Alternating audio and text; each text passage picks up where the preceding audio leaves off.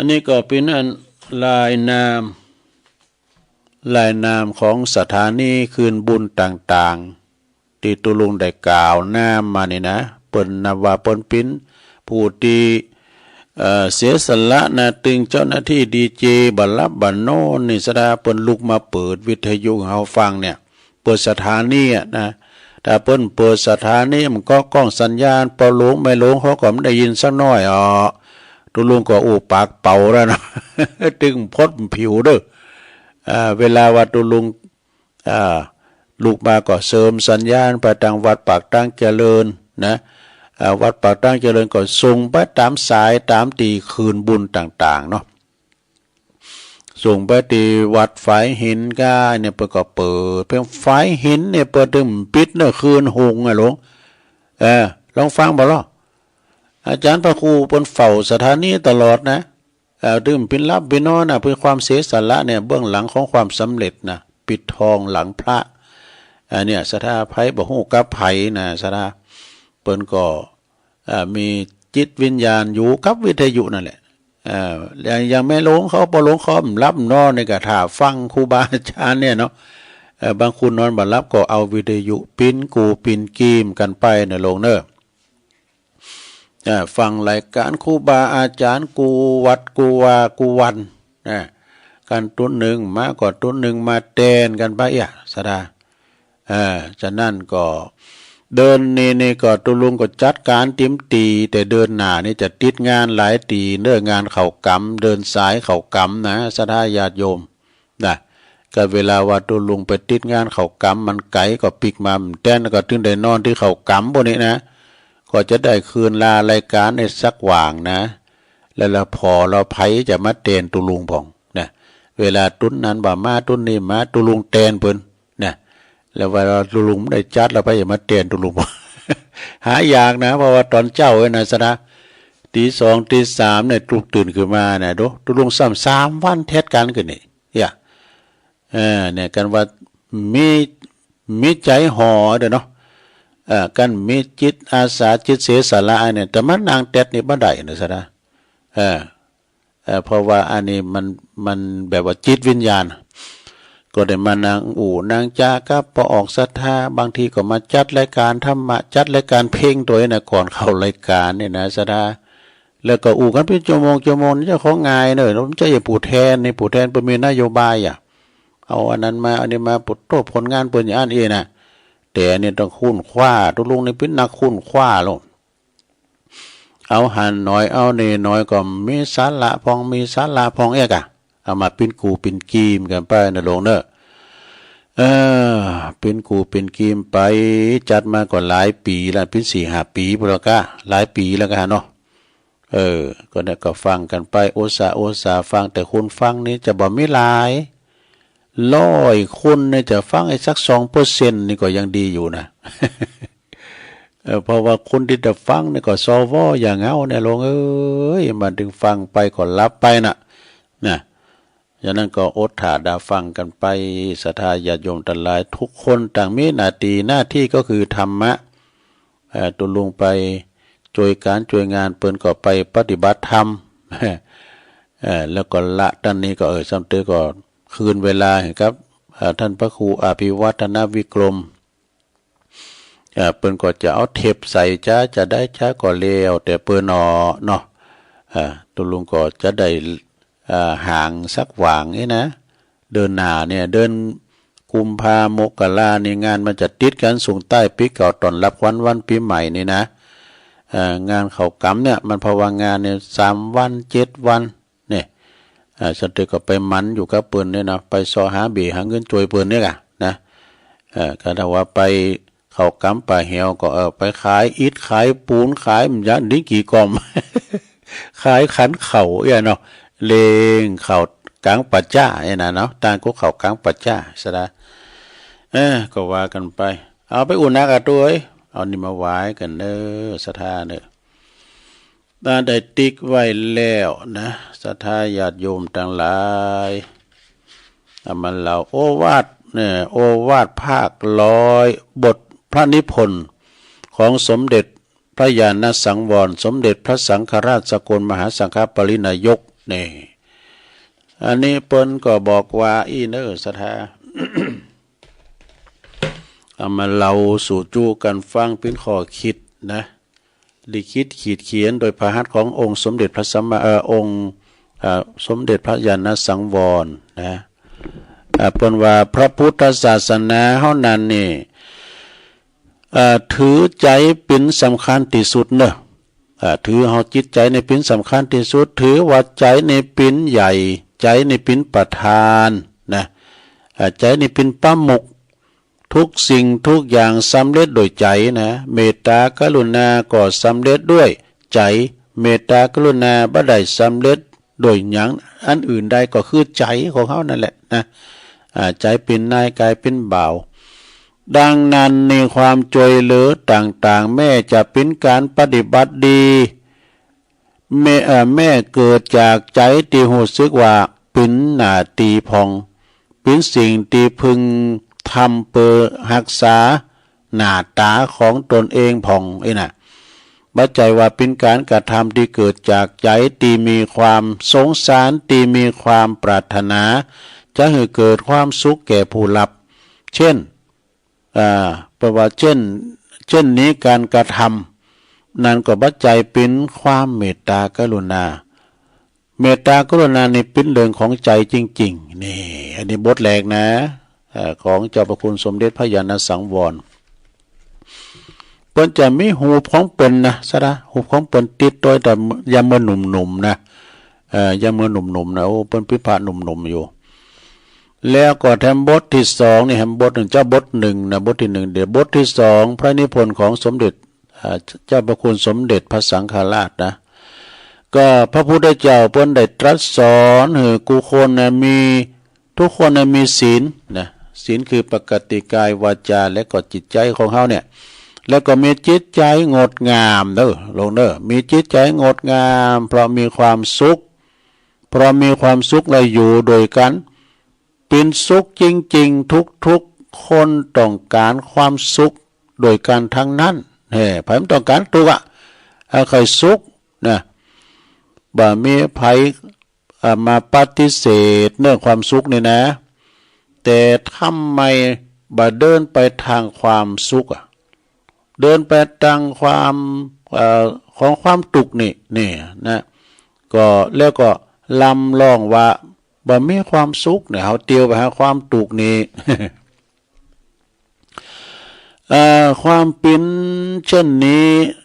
กล่าวได้ว่าเพราะใจของคุณเฮาเนี่ยมันยังมืดมิดอยู่จึงเดินเข้าไปหากองไฟนะโดยอาการที่ลำเลิงเบิกบาน เอาเดินทางเข้าไปหากองไฟที่ลำเลิงเบิกบานเหมือนกับแมลงเม่าบินเข้าสู่กองไฟนี่แมงเม่าเนี่ยมาหาไฟมันได้แต่มันมาตอมมันมาตอมนะตุลุงไปสูดอภิธรรมเมื่อคืนดอกแล้วฝุ่นตกแล้วไหมกับเปิดไฟแล้วก็ตั้งศรัทธานี่พิษแล้วมาเปิดตั้งหน้าตู้เจ้าไปเนี่ยเนาะกบแมงเม่าก่อนนักก็เนี่ยโอ้เขาย่ำปิดตั้งนี้กะเขาย่ำมาเปิดก็ตั้งตู้เจ้าก็บอกแมงเม่าก็เป้าหน้าเป้าตานี่ตุลุงก็สวดกุศลธรรมากุศลแบบมันบินเข้าปากแมงเม่านะโอ้สูตรพอแต่ปุ๊ดเลยมันบินเข้าปากนี่แบบกันบินแมงมันนี่ก็กินแล้วก็มุมเหมือนกับแมลงเม่าบินเข้าหากองไฟพระพุทธเจ้าก็ได้ทรงแสดงธรรมเป็นดวงประทีปส่องหือพอหันตั้งที่ถูกต้องเนอะตั้งที่สว่างนะสำหรับคนที่มีจักษุนะจักษุก็คือตานะจักษุจักได้มองหันและเดินทางถูกต้องนี่บทที่สองนะเดินทางถูกต้องต่อไปบทพระนิพนธ์บทที่สามนะบทที่สามเปิดก็บอกว่าพระพุทธเจ้านี่เป็นทรงวางลักไว้ว่าบัดทำความชั่วทั้งปวงทำความดีให้ถึงพร้อม ทำจิตใจของตนให้ผ่องแผ้วเนี่ยสามอย่างนี้นะเป็นหัวใจของพระพุทธศาสนาแต่ผู้ที่สามารถรักษาจิตของตนได้ นะก็ยอมสามารถที่จะปฏิบัติโอวาทพระโอวาทนี้ได้เมื่อเป็นเช่นนี้ก็มีได้ใจอานิสงส์อยู่สองอย่างเนอะสถาอานิสงส์มีสองอย่างก็คือปิดทางอดีตกรรมที่บดีหากจะมีนะหากว่ามีอดีตกรรมตั้งอดีตนะแล้วก็เปิดทางปัจจุบันกรรมที่ดีในเรื่องเช่นนี้นะจึงใจจึงเป็นใหญ่นะใจเป็นนายกายเป็นเบา ในเรื่องเช่นนี้ก็ใจจึงเป็นใหญ่นะฮะเป็นโหนาใจนั้นเองน้อมไปนะน้อมไปโอนไปอดีตกรรมอดีตกรรมใดๆนี่ก็จะหือผลอาศัยใจนะโดยอาศัยใจบ่มีอำนาจโดยลำพังตนเองเลยนะแล้วก็แต่อาจจะมีอำนาจครอบงำใจตีอ่อนแอหากว่ามีกำลังหากว่าใจเขามีกำลังแล้วใจก็ยอมชนะกรรมที่เกี่ยวแก่นะที่เกี่ยวแก่ใจทุกอย่างอ่านเป็นคู่มาหน่อยเนาะ นี่ก็จบไปบทที่สามนะพระนิพนธ์บทที่สาม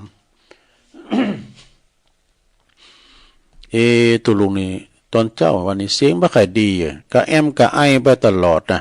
มันมีเป็นวันนะอันสุ่มเสียงนี่ก็สำคัญเนอะการมันเสียงบาดดีก็แอมก็ไอก็โกบนลำคาญนะศรัทธาญาติโยมทั้งหลายวันใดกันเสียงดีหน่อยก็โลงดีนะนี่ก็กินน้ำอุ่นแล้วนะคือมันโลงนะกะเอาละต่อไปเป็นบทที่สี่เนอะศรัทธาญาติโยมทั้งหลายเนาะมีหลายบทอยู่เอา2-3บทเนาะ บทที่สี่นี้บอกว่าทุกคนนั้นต้องการความสุขแน่ความสุขความสบายด้วยกันทั้งนั้นแต่ทุกคนนี่ก็ยังบ่ได้รับสิ่งที่ต้องการนะความสุขเนี่ยมันเฮาต้องการแต่มันมาเพราะว่าใจยังมีความปรารถนาต้องการหรือความโลภนี่ความโลภนี่แหละอยู่เป็นอันมากโดยเตียนพยายามทำเหือนลดน้อยลงเนี่ยความโลภเฮานี่นะความโลภเฮานี่มันมีเป่งปอนศรัทธาญาติโยมทั้งหลายพอเปิ้นล้อถึงมื้อถึงวันพอทอดถาดเราเปิ้นโกงกันก้ามสังกาเป็นร้อยล้านพันล้านก็จะต้องประวัติหันจะต้องบ่ได้กึดหือประจักษ์ในความจริงว่าความโลภนี่คือเหตุใหญ่ประการหนึ่งซึ่งนำมาหือทุกข์นะซึ่งนำหือทุกข์ได้หือเดือดร้อนนะแล้วก็หือบ่มีความสุขความสบายใจอันเป็นอยู่อย่างมากทั่วไปนะอย่างมากทั่วไปในกุวันนี้แม่ว่าทำสติพิจารณาให้ดีก็จะหันว่าได้อยากหนักเด้อนี่การเฮาลดละเหลือความโลภด้วยนะคุณเฮานี่อย่างคุณเฒ่าว่านะเมืองปอมาดึงมีคุณเฮามันก็ขาดได้ให้มันขาดได้ติ๊กอยากได้อยากมีอยากเป็นกิเลสเลยเป็นว่าตัณหาคือความอยากคือความทะยานอยากนี่นะเนาะก็จบไปบทนิพนธ์พระนิพนธ์บทที่สี่ต่อไปก็เป็นบทที่ห้าก็เปิ้นจะมีภาพของเจ้าประคุณสมเด็จพระญาณสังวรนะถ่ายรูปหมู่ก็ตาม รูปเดียวก็ตามพิสมัยภาพขาวดำเลยนะสถานเนอะวัดบวรนิเวศตุลุงเคยไปแล้วนะวัดบวรนิเวศนะเมื่อละนะไปโดยอาจารย์ท่านมหาบุญล้อมวัดน้องสมณะโอ้ไปมื่นแล้วกะนะสมัยรถตู้เก่าอะกะสมัยรถตู้ลังเป้งก่อน โอ้ก็ติดซอยหัวตามเปิ้นโจไปก็ดีใจจะได้ไปเอากรุงเทพเด้อครับ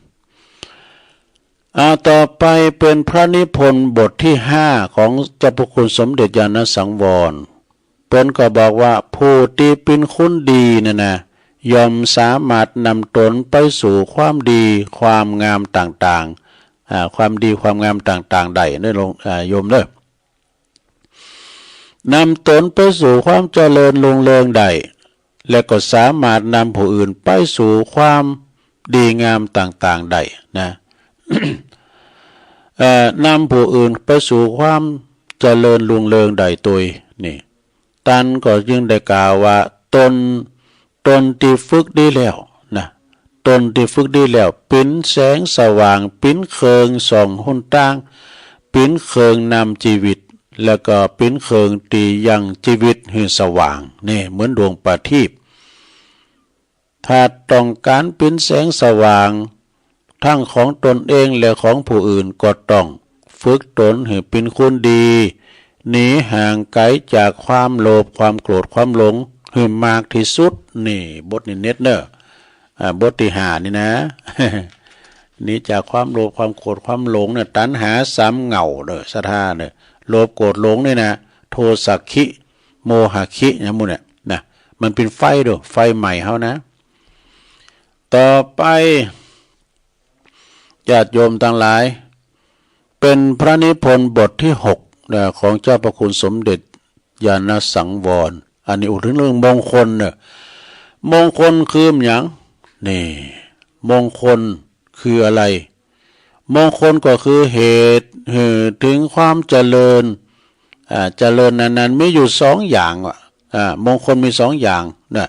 คือมงคลภายนอกอย่างหนึ่งมงคลภายในอย่างหนึ่งนี่ดึงไปนอกไปในนะลงเด้อมงคลภายนอกคือหยังมงคลภายนอกนั้นก็ได้แก่สิ่งที่ตามองเห็นนี่ที่ตาเฮาพอหันอยู่หรือว่าเรื่องที่หูเฮาได้ยินหรือสิ่งต่างๆที่ประสบทางจมูกทางลิ้นทางกายตลอดจนถึงปรากฏแก่ใจนี่ซึ่งสมมุติกันถือว่าเป็นมงคลเป็นมงคลคือเหตุที่ถึงความเจริญนี่อันนี้นะภายนอกนะสีภายนอกเนี่ยมงคลภายนอกอะไรมงคลภายในนั้นละเป็นจะได้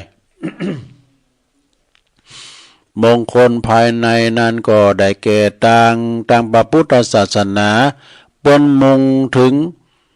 ประพฤติดีปฏิบัติชอบของตนเองนี่ประพฤติดีปฏิบัติชอบการเป็นครูบาอาจารย์พระสงฆ์พระนายก็เป็นพระผู้ปฏิบัติดีปฏิบัติชอบเป็นพระสุปฏิปันโนนะประพฤติดีปฏิบัติชอบนี่นะแล้วก็เป็นดีส่วนที่เป็นส่วนเหตุให้เกิดผล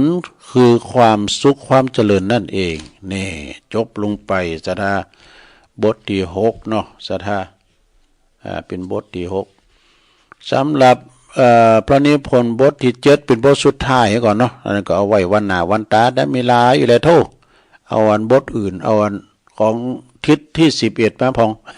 ของอาจารย์พระครูสุเมธธรรมเสวีเป็นมอบหมายถวายบทที่7ในช่วงนี้สุดท้ายอันนี้กำเนาะพวกคนอื่นก็เอามาว่าแถม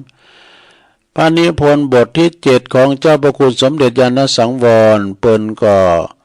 ผู้ที่มีความดีเพียงพอนั้นนะผู้ที่มีความดีเพียงพอนั้นก็จะเป็นที่พึ่งของตนเองได้นี่ยอมสามารถมีผู้อื่นเป็นที่พึ่งได้บ่มีเพราะว่าผู้บ่มีผู้อื่นเป็นที่พึ่งนี่นะผู้บ่มีผู้อื่นเป็นที่พึ่งก็คือผู้ที่ไม่มีความดีเลยเนี่ยว่าผู้ที่ไม่มีความดีเพียงพอเป็นผู้ดีแบบเป็นผู้อื่นที่จะแลหันความดีนั้นได้บัดแลหันความสมควรที่จะพึ่งให้ช่วยความให้ความช่วยเหลือนี่ผู้เตียนเมื่อผู้มีผู้ที่บ่มีความดีเพียงพอนั้นได้รับความเดือดร้อนโ โดยเรื่องใดก็ยอมว่ามีผู้ยินดีช่วยเหลือนะถ้าอย่างนักเพราะว่าถ้าอย่างนักแม่ถึงตายก็ยอมขาดผู้ตียกมือเข้ามาช่วยยืนมือเข้ามาช่วยวะดูเปรียบเหมือนดังน้ำตกน้ำตกน้ำก็ไหลตกไฟก็ไหม้ มันมีไฟช่วยนะตัวเก่าก็ช่วยตัวเก่าไม่ได้นี่อัตโนนาโถเนาะก็เปรียบเหมือนตกน้ำก็ไหลตกไฟก็ไหม้ก็หมายความว่าเมื่อมีอันตรายก็บ่มีผู้ใดช่วยได้ดังนั้นจึงต้องทำตนให้เป็นที่ปึงของตนก่อนที่จะไปหวังปึงผู้อื่นว่าในเรื่องใดๆทั้งสิ้นจบลงไปศรัทธา อันนี้เป็นข้อคิดนะของเพราะว่า100 บทพระนิพนธ์มี100 บทกันนะลงเนอะมี100 บทก็ค่อยว่ากันอันอื่นกันต่อไปศรัทธาญาติโยมทั้งหลายอันนี้ก็เป็นข้อคิดข้อคิดต่างธรรมที่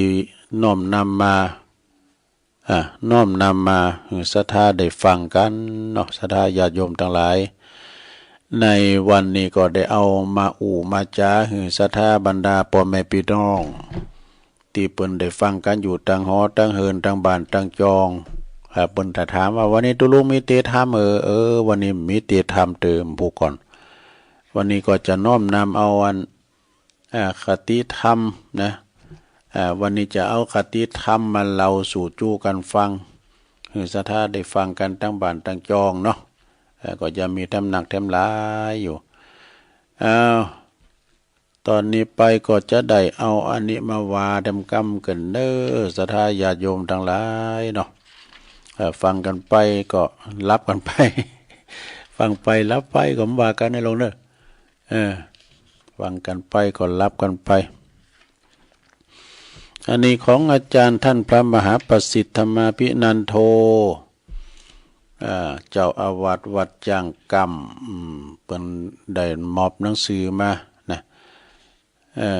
อันนี้ย้ำได้เอาอันบทนี้ก่อนเนาะรู้จักในการทำบุญบทที่15นะในเมตตาสูตรทุตกนิกายอิติวุฒกะนะพระไตรปิฎกเล่มที่25มีพระพุทธดำรัสเปิ้นตรัสสอนเรื่องบุญว่าเรื่องบุญนั่นแล้วเนอะดูก่อนภิกษุทั้งหลายเนี่ยพวกเธอนี่อย่าได้โกบุญเลยคำว่าบุญนี่เป็นจื่อของความสุขนี่ได้กันเนาะโอ้ยบุญเขาได้เลยนะบุญนี่เดี๋ยวจื่อว่าเป็นความสุขที่น่าปรารถนาเนอะลูกเนอะน่ายินดีน่ารักใคร่พึงพอใจเป็นอย่างยิ่งเนอะเพราะว่าการทำความดีตามหลักคำสอนในศาสนาความดีคือคุณงามความดีนะคุณงามความดีนั่นก็คือบุญนะเนี่ยลูกเนอะ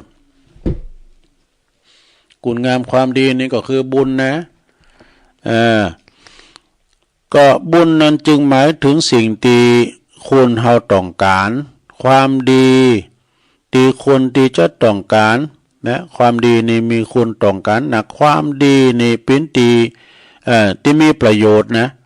เป็นความดีที่มีที่อำนวยความสุขต่างร่างกายและต่างจิตใจได้เคยได้ยินพระเทศสืบกันมาเกี่ยวกับเรื่องการทำบุญก็น่าฟังนะน่าฟังของท่านเพราะว่าท่านได้เล่าไว้ถึงวิธีการทำบุญมี3 ประการนะก็คือทำบุญเหมือนกับอาบน้ำผสมน้ำหอมนี่การทำบุญในนาหลวงการทำบุญเนี่ยเหมือนกับอาบน้ำผสมน้ำหอมอาบน้ำเสร็จแล้วก็ยังมีกลิ่นหอมติดกายอยู่เนี่ย2ทำบุญนี่ก็เหมือนกับอาบน้ำผสมน้ำโคลนเป็นผสมขี้โลนะอาบด้วยเสร็จแล้วเนาะอาบน้ำเสร็จแล้วก็ยังมีกลิ่นโคลนติดกายอยู่เนี่ยกลิ่นโคลนสับควายครับข้อที่3 ทำบุญก็เหมือนกับอาบน้ำสะอาดอาบน้ำเสร็จซับเรียบร้อยร่างกายก็สะอาดบ่มีกลิ่นอันยังติดเลยนะเนี่ยเพิ่นว่านะแล้วก็อยากมีบุญอยากได้บุญหมายความว่าอย่างไรเขาจะเยอะจะได้อยากมีบุญแล้วก็อยากได้บุญก็ต้องทำให้ถูกวิธีเนอะทางสายบุญนั้นก็มีหลายสายนะสายใหญ่ๆมี10ต่างโดยกันว่าดูเรียกว่าบุญกิริยาวัตถุมี10ประการนี่เคยว่าเรารู้เนี่ยก็เอามันจบไปนะลงเนาะบุญกิริยาวัตถุ10อย่างนี้มีอย่างประกอบด้วย1ตานะไมนี่ตานะไมทานนาไมนี่ก็หมายความว่าบุญสำเร็จโดยการบริจาคทานเนาะทานเขาทานของทานเงินทานทองทานของที่จับต้องได้ก็คืออมิสทานเนี่ยแล้วก็ข้อที่2ศีลไมบุญสำเร็จโดยการรักษาศีลศีลก็มีศีล5ศีล8เนี่ยศรัทธาญาติโยมศีลของศรัทธานะคุณหาในมีศีลนี่ก็หมายความว่าเป็นคุณปกตินะทางกายทางใจและก็3ภาวนาใหม่บุญสำเร็จโดยการเจริญเมตตาภาวนานี่นะเมตตาภาวนาไป4อัปปัจจยนะใหม่อัปปัจจยนะใหม่นี่ก็คือบุญสำเร็จโดยการประพฤติถ่อมตนอ่อนน้อมถ่อมตนแก่ผู้รักผู้ใหญ่นะอัปปัจจยนะธรรมนี่นะอ่อนน้อมถ่อมตนกะข้อที่4นะลงนะวัยวัจจะใหม่นะไวยากรณ์วัดได้ก็เนี่ยไม่ใช่ก็วิยาวัจจะไม่ก็คือบุญสำเร็จโดยการจอยขวนขวายนะในกิจที่ชอบก็หมายความว่าเฮาได้ไปจอยเอาตนเอาตัวไปจอยเปิ้นมีการไม่งานนี่กะมีการไม่งานโอ้เปิ้นมีงานบุญไปจะกินแขกแต่งงานบ่จะขึ้นเฮินใหม่เนาะ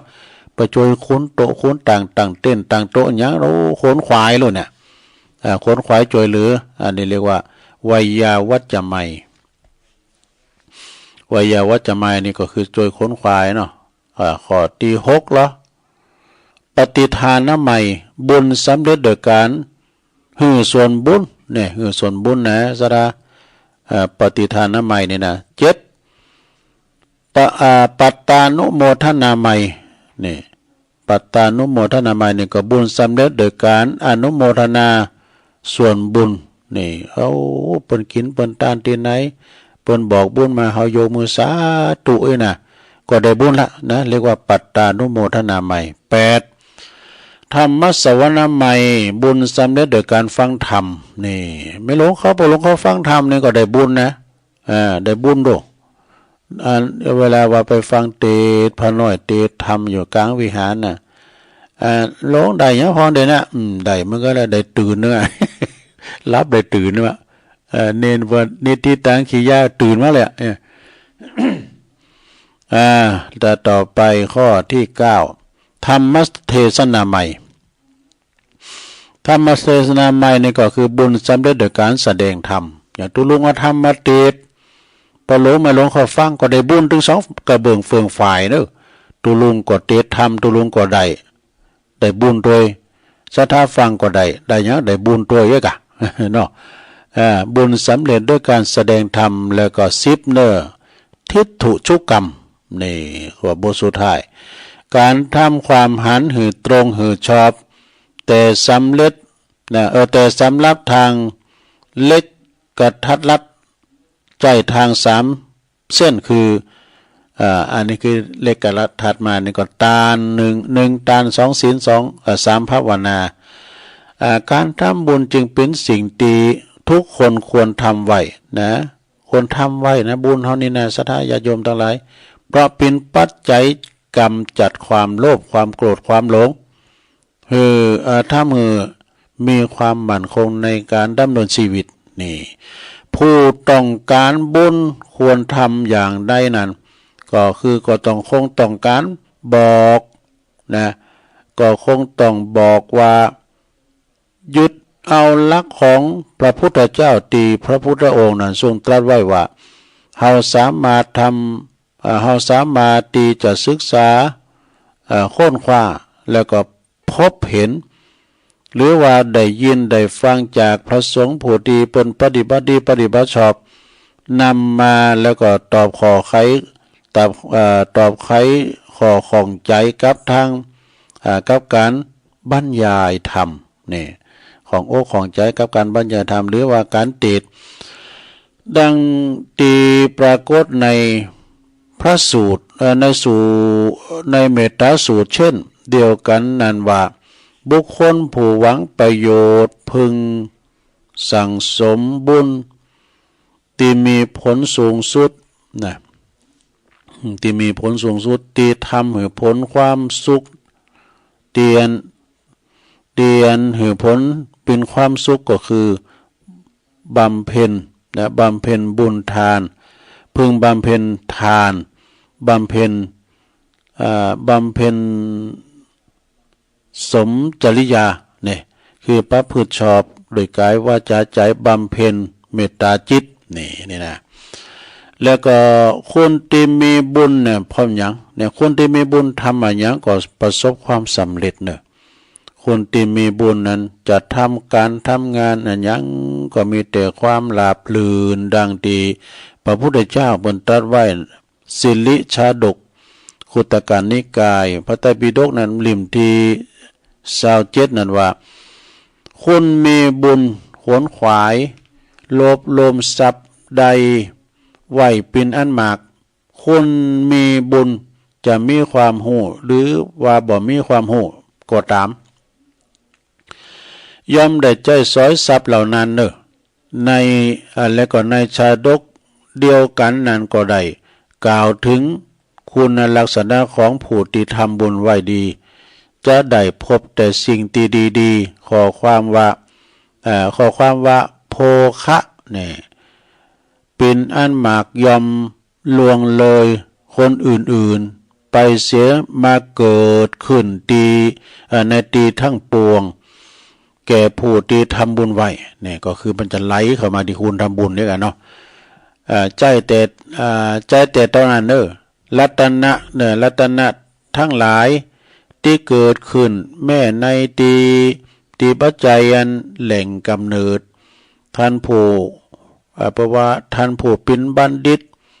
ขอคิดเกี่ยวกับข้าวตีทำบุญผลไว้ว่าบุญมาวาสนาจอยตีป่วยก็หายตีไหนก็หักนี่ถ้าบุญ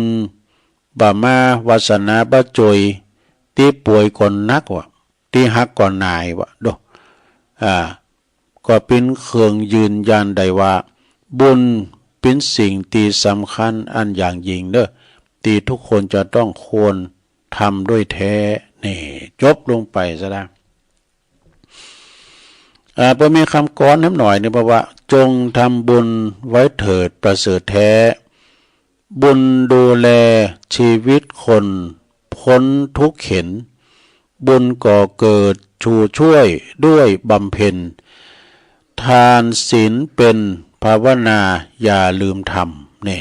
เกิดมาเป็นมนุษย์ที่สุดสูงเพราะบุญจูงจึงทำให้ไม่ตกต่ำฟังพระเทศทุกยุคเน้นทุกคำว่าบุญนำกรรมดีมีสุขจบลงไปสดานี่เป็นหนังสือข้อคิดของอาจารย์มหาอาจารย์มหาประสิทธิ์ธรรมาภินันโทเนาะสดาญาโยมอันนี้ในการที่ว่าทำบุญวันเกิดเปิ้นโอ้ท่านมหาประสิทธิ์นี่เปิ้นเป็นพระนักเทศนักเผยแผ่แท้ๆสดาญาโยมทั้งหลายเปิ้นเป็นพระนักเทศตั้งคืนเนี่ยหลายคืนถึงละปูนเจียงใหม่นะเผยแผ่ธรรมแต่บัดเดี๋ยวนี้เปิ้นก่อนยังฟื้นโตมาแล้วเหมือนก็คงจะได้ยินเสียงจากอาจารย์พระมหาประสิทธิ์ธรรมาภินันโทกันวัดจ้างกำเปิ้นป่วยไปแล้วก็ตุลุงเขาท่านพระครูหลวงพ่อพระครูสาธุกิจจานันท์แล้วก็ท่านพระครูอภิวัฒนวิกรมกับตุลุง3ตุนไปเยี่ยมเปิ้นยามเมื่อเปิ้นมาพำนักพักอยู่ที่วัดจ้างกำไปก่อนเปิ้นเหรอฮะเนาะหูข่าวว่าเปิ้นลูกจากห้องยามาแล้วก็ไปเยี่ยมไปใจไปเยี่ยมไข้เปิ้นเดี๋ยวนี้ก็ดีขึ้นมา ตามลำดับเนาะสัทธาญาติโยมตอนนี้ตัวลุงก็ได้อู่มาเป็นเวลาชั่วโมงเนี่ยเจ็บเอวในสุมาเด้จะลุกยกใหญ่ไข่ตีเนาะยืดเสียนยืดสายกำก่อนนะเพราะว่าอู่มามึนก็เดี๋ยวก็ค่อยมาว่ากันแถมเนาะสัทธาญาติโยมตัวลุงก็จะขอพักเบรกสักกำก่อนเนาะเดี๋ยวมาว่ากันในชั่วโมงที่สองกันต่อไปเนอะเจริญพร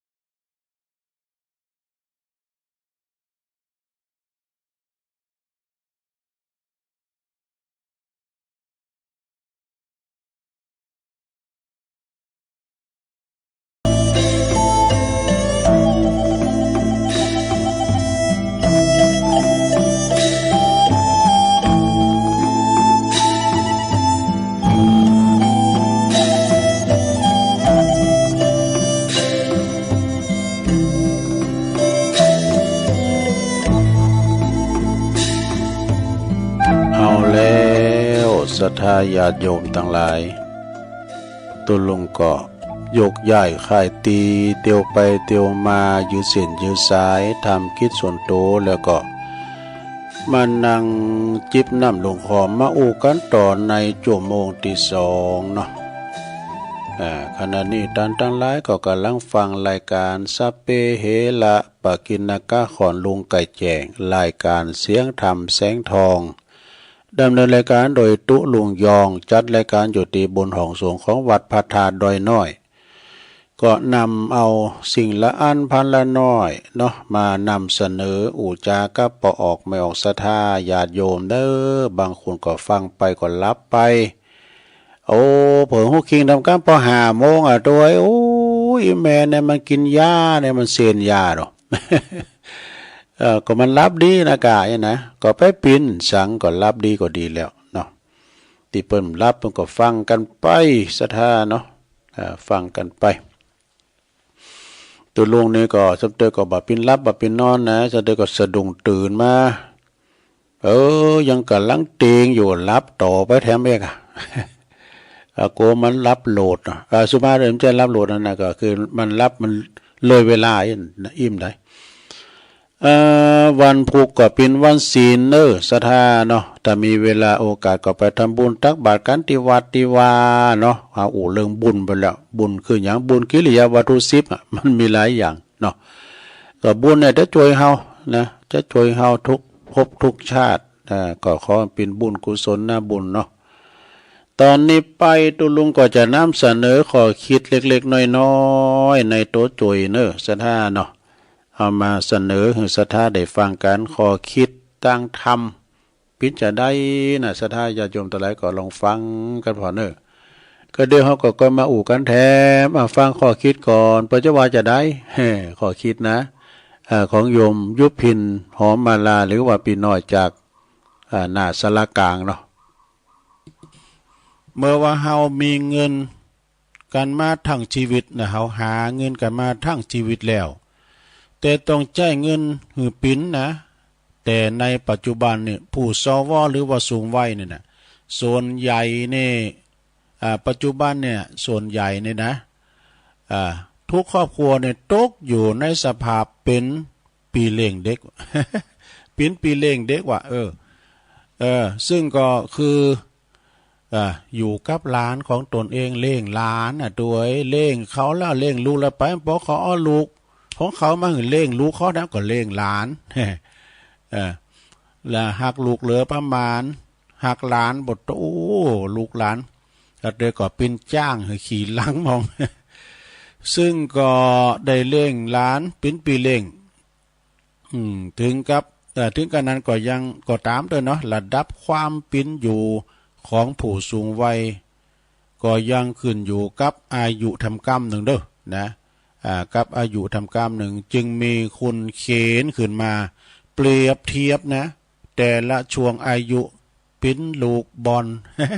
ต่างๆดังที่จะได้แปลต่อไปนี่เวลาว่าเฮาอายุ50 ปีเนาะลูกเนาะอายุ50 ปีนี่เปิ้นเปรียบเหมือนบาสเกตบอลนี่คือว่าทุกคนก็จะรู้กันจะต้องแย่งชิงกันอยู่พร้อมยังเพราะว่ายังสามารถทำมาหาเงินเข้าบ้านได้อยู่ดูแลบ้านได้อยู่ แล้วก็ปิ้นตีปะตีเปิงหรืออเลงหลานขณะที่เบเบาะอยู่เนี่ยไว้วางใจได้ที่สุดเพราะเหอหลานตัวเนี่ย อันนี้อยู่50นะแล้วก็พออายุ60 ปีลง 60 ปีนี่สวแล้วได้กินเงินเดือนแล้วก็เปรียบเหมือนวอลเลย์บอลนั่นแหละนะเป็นวอลเลย์บอลยังเป็นตีต้องการแล้วก็แย่งกันหลับลูก ประคับประคองบ่เหือลูกตกพื้นนะเมื่อลูกบอลตกพื้นนะทางนี้ก็เพราะว่ายังเป็นวัยที่ยังแข็งแรงอยู่ทำบ้านทำงานบ้านได้หลากหลายอยู่นะวัยปลดเกษียณนี่นะ ยิ่งมีเวลาดูแลลูกหลานนะซึ่งเติบโตเป็นเด็กชั้นประถมพอดีเนี่ย ตอนนั้นลูกหลานอายุปฐมแล้วดอกนะจนปหนึ่งปสองปสามปสี่กันเนาะพอว่าเวลาเฮาอายุมาวัย70 ปีหรอเปรียบเหมือนหยังเปรียบได้เหมือนลูกฟุตบอลเนี่ยแล้วก็ไผก็แย่งเตะกันฮะแล้วแย่งลูกเตะกันเตะเข้าไปเขากลัวเนาะพร้อมกับจัดเตะออกพองกาป่นจากโตทุกได้ทุกมือเนี่ยส่วนว่าหลานก็มันโตแล้วนี่นะหลานก็เป็นหนุ่มเป็นสาวแล้วมันจะอยู่ป.3 ป.4แล้วจะหมดนาทีต้องการของลูกแล้วก็ลูกเขาก็ใหญ่แล้วอีปอยแม่เขาจะฮื้อก็ตามเด้อนะเดี๋ยวเอาไปฝากบ้านบางแค ต่อไปอายุ80 ปีดูวัยไก่ฝังนะโยมเนอะ80 ปีบางพงก็ถึงสักกำแล้วแต่เนาะแล้วแต่บุญไผบุญมันไปถ้า80 ปีนี่ก็เปรียบเหมือนลูกกอบดูลูกกอบนี่ปนจะตีดูลูกกอบนี่นะทุกคนก็จะต้องการอย่างกับสวิงนี้กันนะเนี่ยกะขะมันเป็นตัวฝรั่งต่างประเทศตุลุงอันได้นะอันนี้ตัวสะกันเนี่ยอันนี้อย่าง W นี่เป็นอย่างตัววะแล้วก็เปิ้นก็จะต้องทุกคนจะต้องสวิงเข้ามานะไปถึงไกลๆคือบุ๊บแต่อันเอาค้อนเนี่ยก็อันนั้นพออย่างนั้นผ้างงเต็ดยาแหละฟาดไปไกลๆถึงปุ่น150 350ล้าวไกลใดยิ่งดีอยู่นะเปิ้นว่านะคือไปไกลจะดีมาก หรือว่าตีลุ่งหลุมเลยซ้ำดีโหลุ่งหลุมก็สุสานโฮงซุย อันนี้นะแล้วไปใจอ่อนได้ลงไปใจอ่อนจบได้ลงเมื่อว่าเฮาปิ้นเช่นนี้แล้วนะผู้ที่อยู่ในช่วงเวลา60 ปี70 ปีหรือว่า80 ปี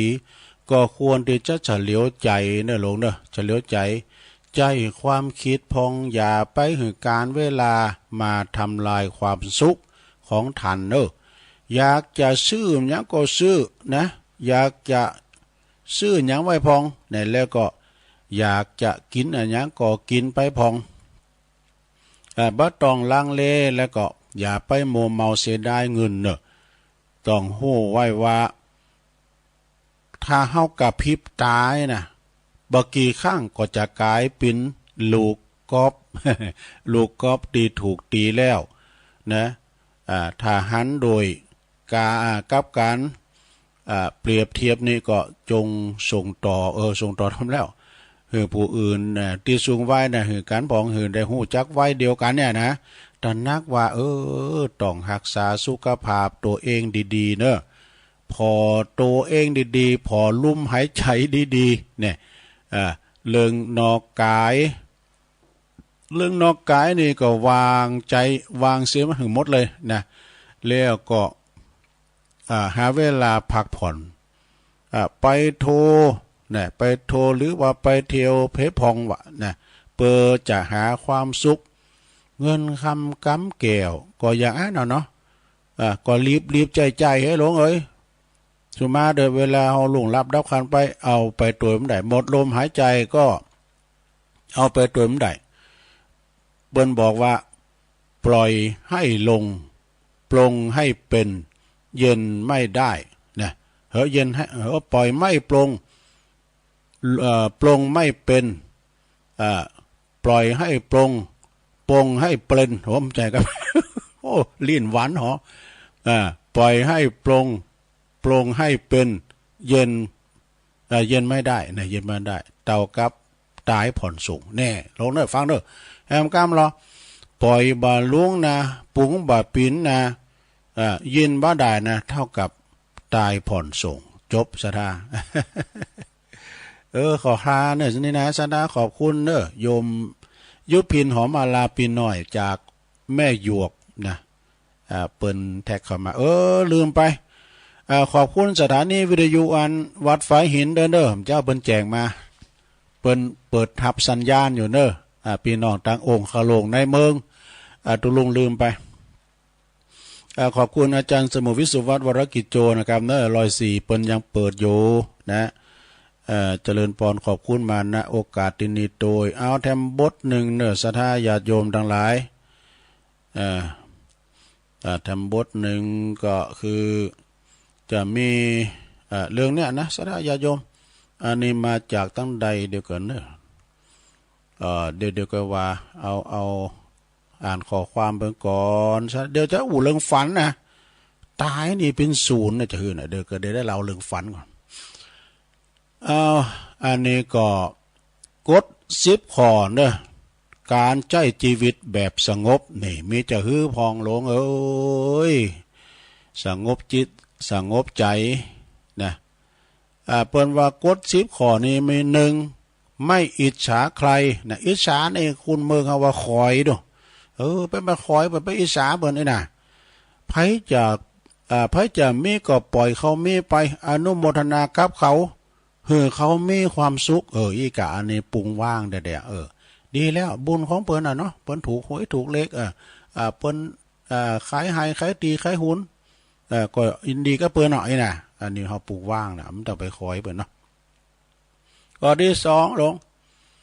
ไม่เปรียบเทียบใครไปเอาตัวเข้าไปเปรียบเทียบก่อนตัวลุงไปเตะทำไหมนะผมเตะทำบ้าโมเนี่ยเหมือนตุนนั้นตุนนี้ไปเปรียบไปชื่อนะเปิ้นจบปริญญากันเนี่ยตัวดูจบยังตัวจบมันปริญญาเหมือนกันด้วยปริญญาอย่างกับบุญลังควายอย่าเอาตัวไปเปรียบเทียบกับใครคือหมายความว่าเฮาเกิดมาในแบบเฮาลูกทุง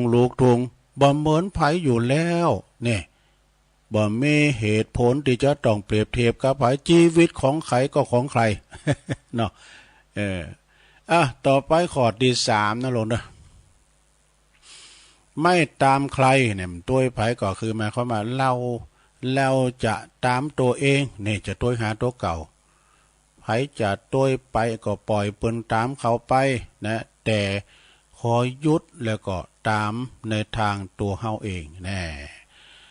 ก่อนนี่เนี่ยก็มันมีหมาตัวหนึ่งเนี่ยมันหันเดินว่าเดินนี่มันงามแล้วเดินก็คือเกิงกลางเนอะหันเดินงามแต่นะก็การขาดตายไปขอไปเกิดเป็นเดินนะครับนะตายไปเกิดเป็นเดินว่ะเดินก็งามได้ส่องแสงสว่างโทโลกตุกมันก็ส่องไปรวยคุณรวยมันก็ส่องไปเอาไปเอามาเดินก้านหยังก้านเมฆครับหมอนี่ก้านฝากก้านเมฆถ้าเมฆมาบังมาก็มีแสงอับแสงไปเลยนะลักษณะมีสีแสงเมฆละพอตายไปเป็นเมฆเป็นฝาตายไปเป็นเมฆเป็นฝาก็บังได้หมดบังตะวันหรือบดก็ได้บังเดินก็ได้เอาไปเอามาลุ่มปัดให้หมอยังก้านลุ่มอยู่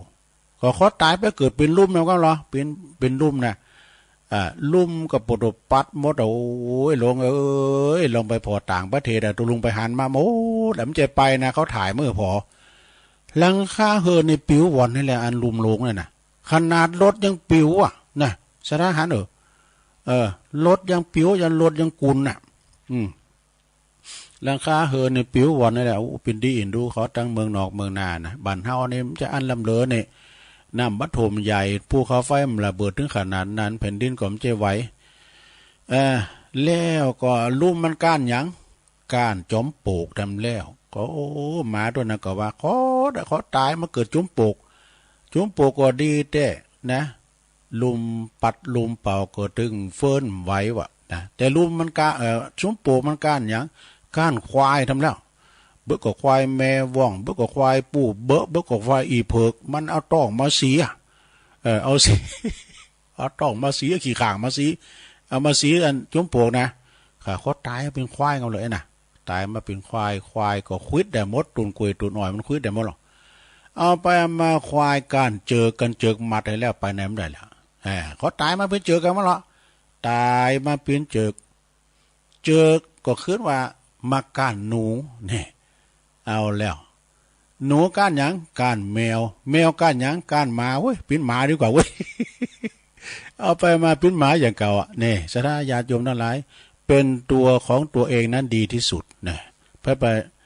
ทานงตัวไข่เหมือนเปิ้นเนาะก็เปิ้นแปลงเข้ามาเขางามได้ไข่มันงามอย่างเปิ้นเนาะ ไม่ยึดติดต่อไปขอดินอย่างแล้วนะ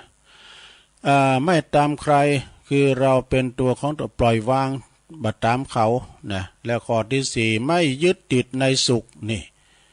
เพราะอย่างสุขมันก็คือตุกติละเอียดนะมันเป็นของกูกันคือมีสุขก็มีตุกนะแล้วเข้าใจว่าคือเฮาปล่อยวางนะถ้าตุกมีอยู่ในใจสุขมันก็มาเถอะถ้าสุขมากก็ตุกนี้เนี่ยมันจะว่าตุกกันตลอดนะสถานเนาะต่อไปแล้วก็ข้อที่ห้าอย่าจมปลักในทุกข์นี่ทุกข์ก็เสียใจกับมันแค่ครั้งเดียวนี่อย่าไปอย่าเอามันมาคิดซ้ำเพราะมันคือการเพิ่มความทุกข์ให้เป็นทวีคูณมากขึ้นนี่แต่กันเนาะมันก็ทุกข์เหมือนกันหมดสดาญาโยมทั้งหลายเอ้ยนะมันไพ่หูทุกข์หูสุขที่ไหนมันถึงหูวัดทุกข์ว่าสุขเหมือนกันหมดนะต่อไปเป็นข้อที่หกข้อที่หกนี่เป็นว่าอยู่กับปัจจุบันเนี่ยอยู่กับบัดเดียวเนี่ยนะสดาอนาคตอนาคตผูกยังมาเตออดีตที่ผ่านมาแก้ไขบ่ได้แล้วเอาปัจจุบันไว้ก่อนอยากสุดคือการเอาตัวเองนะเพราะยากสุดคือเอาการคือการเอาตัวเองอยู่กับปัจจุบันนี่แหละนี่นะเฮามักจะคิดถึงอดีตขวายคว้าอนาคตจุนปัจจุบันเฮาขาดความสุขแท้จริงเอาตัวเองอยู่กับวินาทีนี้ให้ได้เสียก่อน เนาะข้อที่หกต่อไปเป็นข้อที่เจ็ดลงเดี๋ยวจะจบละข้อที่เจ็ดเป็นผู้รู้จักให้เนี่ยคือให้พองนัสดาจะให้โง่นะคือตาเนี่ยกันเนาะคือแบ่งปันเนี่ยข้อที่เจ็ดเป็นผู้รู้จักให้คือบางให้บ้างนะแม่มันจะเล็กน้อยก็ตามเปิดปินการฝึกตัวเฮาเนี่ยบ่ให้ยึดติดเพราะว่าเมื่อตายไปแล้วเฮาก็เอาหยังไปบ่ได้สักอย่างนี่เอาหยังไปบ่ได้เลยนะเอาของเงินคำสัมปติเงินทองจ้างม้างอควายทรัพย์สินสลิงคารตกเป็นของสาธารเป็นลูกเป็นหลานเตนไปเฮาก็ได้หยังได้สองอย่างบาปกับบุญไปเนาะ ข้อที่แปดลงข้อที่แปดมีความสุขในแบบของตัวเอง แม่มันจะไล่สาระในสายตาไผก็ตามบ่มีไผนิยามนะความสุขได้ดีที่สุดหรอกนะมีเพียงเฮาเท่านั้นตีนิยามมันขึ้นมาเองในแบบฉบับของเฮาเนี่ยต่อไปเป็นข้อที่เก่าลงนะข้อที่เก่าระลึกนึกถึงความตายอยู่เสมอนี่สถาภัยเงบนะอันเนี้ยนะภัยความตายเนี่ยสถาเปิ้นตายโดยที่ว่าเปิ้นหูซึกตัวก็ไม่โอ้ก็ตายไปหูซึกตัวก็มาใจลองฟังหัวเราะทางเมืองนอกกูนะลงน้ำมันมานะบุบเดียวเปิ้นเต้นระวังตัวเนี่ยสถาเนี่ยเปิ้นเต้นระวังตัวดูอุทกภัยมันน้ำมันนองมากำเดียวยะหอมต่างน้ำมันมาตอนนั้นเนาะให้ระลึกถึงความตายอาจจะมีแก่ตนนะเพื่อว่ามรณสติคือนึกถึงความตายอาจจะมาเอาไปงานศพเขาก็ไปฟังเปิ้นเทศน์แล้วก็ไปผอภาษาเปิ้นโอ้เกิดว่าวันนี้เป็นคิวตัวเนาะคิวของเปิ้นนี่มันได้มันทุกคนอยู่ในคิวต้องรอคิวนะมันพิจารณาสดาพระเจ้าหลอดขาไปไหนเนาะพระเจ้าอ่อนนะลงนะพระเจ้าอ่อนนะกินต้านไประลึกถึงความตายเพิ่นก็ว่าเพราะว่าความตายมันเป็นสิ่งที่เฮาต้องเจอแต่พบประสบพบเจอเหมือนกันหมดอย่างแน่นอนการเตรียมตัวก่อนตาย ก็เพื่อว่าเป็นการตระหนักรู้บ่ให้เฮาเนี่ยประมาทคือประมาทแล้วก็ยึดติดในชีวิตนะเปิ้นว่าเพราะทุกสิ่งทุกอย่างเมื่อตายไปแล้วหอบเอาหยังไปก็บ่ได้สักอย่างเนี่ยซะได้เนาะเอาหยังไปก็บ่ได้สักอย่างแลต่อไปข้อสุดท้ายข้อที่10ลงเอ้ย ข้อที่10นี่เปิ้นก็บอกว่าเจริญสติบ้างนะปล่อยวางและก็ไม่ยึดติดกับสิ่งใดเพราะว่าเฮาเพียงแค่เกิดมาใจชีวิตบุญโลกนี่บุญโลกใบนี้จากดินน้ำไฟลมไฟนะในตัวเฮาเมื่อว่าหมดเวลาเฮาก็จะต้องคืนเข้าไปอยู่ดีเนี่ยอย่าไปเสียใจมากเลยกับอันยังที่ผ่านไปจงมีสติระลึกกับปัจจุบันหรือว่าเฮายังเหลืออยู่เวลาที่สุดแล้วนะเฮายังเหลืออยู่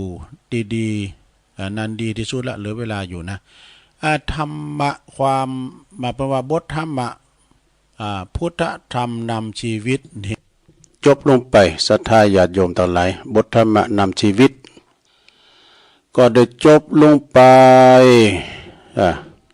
นี่ก็เป็นตัวจอยให้ศรัทธาได้ฟังกันไปจอยตุลุงตัวหุ่นเอาวัตถุดิบของตัวเก่าในน้องศรัทธาเนาะเหลือแถมกึ่งชั่วโมงก่อนเวลาตุลุงหลายอยู่เนอะศรัทธาญาติโยมเนาะแล้วตุลุงก็จะเอาอันนี้มาว่าทำกรรมหนึ่งเกินศรัทธาเอาอันมาเอามนงานสันเล่ากรรมเนาะของอาจารย์บุญเพลินยาวิชัยอาจารย์สอนมจรเนาะละปูนอาจารย์บุญเพลินนี่เพิ่นมีความเก่งหลายอย่างก็เหมือนกับปีนานเจ็ดสีนะหูปหางลักษณะก็คล้ายๆการโต้มเพราะสูง อาจารย์บุญเพลินยาวิชัยนี่เพิ่นมีความสามารถในการที่ว่าเพิ่นซอใดนะซอหำแบบว่าไผใส่เสื้อซีบยางก้ามยางไก่นะเรียกว่าเพิ่นซอแบบลองนานได้นะซอหำกินหำตาลนี่กะเปิดก็เป็นโคสักกะเป็นจานเป็นยังไดนะอันนี้เปิดก็มอบหนังสือตุงมาลิมนึงโมนงานสันเล่าอันนี้ถ้าสัปปะว่าแมงนะแมงอย่างปลาล่ำแมงสัปปะตนว่าแมงตีเม้นนี่ก็คือแมงแกงนี่เปิ้นก็ยังเอามากั่นกองปิ้นแมงดาได้นะซะดาน้ำพริกแมงดาได้เอาแมงแกงเข้าผสมด้วยหรอเปิ้นเอามาแปลงน้ำปลาวะน้ำปลาแมงดานะแมงแกงเนี่ยนะเนี่ยแล้วก็แมงตีมีกลิ่นแห้งๆนี่คือแมงดานี่แมงดาเดี๋ยวนี้ก่อนนี่หายากะเปิ้นจะตั้งแมงดาดอกแมงดาก็มาแมงจรมาให้บอกเนี่ยแมงดานี่เปิ้นเอาไว้ตำน้ำพริกก้ามช่างไก่นะน้ำพริกแมงดาก็มีลูกซะนะแล้วก็น้ำปลาแมงดาก็มีนะเนี่ยที่เปิ้นเอาแมงแกงมาแปลงตัวนะกินมันคล้ายๆกันนะเนาะแล้วก็แมงตียามบินไปบินมานะบินเขาหากองไฟนี่แมงอย่างแมงเมานี่แมลงเมาแมงเมานี่นะแมงเมานี่ก็เป็นตำนานเหมือนกันศรัทธาแมลงเมาเข้าสู่กองไฟเนี่ยมันเป็นกรรมพังเพยเหมือนกันนะเปิ่นเปรียบเหมือนคูนเฮาเนี่ยไปลงไฟแสงสีเสียงเอกะบินเข้าไปหาเนี่ยไปแอวเนี่ยร้านบันเทิงอย่างต่างๆก็คือเข้าหาตีสิ่งบันเทิงเอาเสียงเงินเสียงทองเป๊มเจนหน่อยๆนะเข้าไปปุ๊บในห้องป๋าไอ้น่ะปุถโธอาเสียน่ะเจ็ดเหือป้อมไว้เหตุการณ์หิมตายเอาไปแอวหาเขาอาเสียเนี่ยมันจุหลอกก็จะตั้งเอานะศรัทธาญาติโยมทั้งหลายแมงเมานี่ก็เป็นตำนานเหมือนกันมันมาจากโปกเนอะโปกโหนเล็กนี่ก็ศรัทธามันแก่โตเขามันก็กลายมีปีกนะปินแมงมันนะบินในเวลาฝนตกมานะแมงเมาเนี่ยนะก็อย่างตุลุงไปเตะไปสวดงานศพศรัทธาก็รักแค่นี้เปิดกาไฟตั้งหน้าเขาตั้งเขาขึ้นปิดเขาก็สวดกุศลธรรมะกุศลแมงเมาเข้าปากศรัทธามาไข่โหใส่มอเปิดใส่ใจเปิดมาใส่ใจโตนะยังเปิดตั้งโตบอกมาเปิดว่าต่อหน้าดูเจ้าแมงเมากับอึ่งนี่มันจะถูกกันเด้อแมงอึ่งเนี่ยมันกินแมงเมาต่อไปแมงที่เปิ้นโขกินกับเหล่าบ่ถูกกับไอ้อื่นเนี่ยคือแมงจรว่ะโดแมงจรมันบินมาตอมไฟเหมือนกันเด้อเปิ้นต่างแมงดานะแม มงดาก็มาแมงจรก็มาไอ้กะแมงตีเปิ้นกินกับข้าวยามตอนก็คือแมงมันตัวจะถึงหน้ามาละเด้อแมงมันเนี่ยนะเดินหาเดินหกเนี่ยก็หาเนาะเดินสี่เดินหาเนี่ยก็